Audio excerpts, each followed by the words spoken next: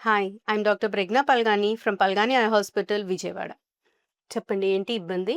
Doctor గారు నాకు పొద్దున్నే లేచి కాడ నుంచి కళ్ళు కొంచెం మసకగా కనబడుతున్నాయండి.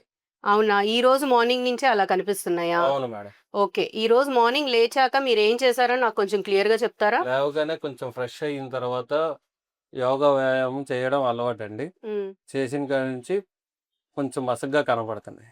అవునా? ఓకే. ఇప్పుడు పేషెంట్ చెప్పిన కండిషన్ విన్నారు కదా! చాలా మందికి తెలియని విషయం ఏంటంటే, ఈ కండిషన్ వచ్చి వాల్సల్వా రెటినోపతి అని అంటాం.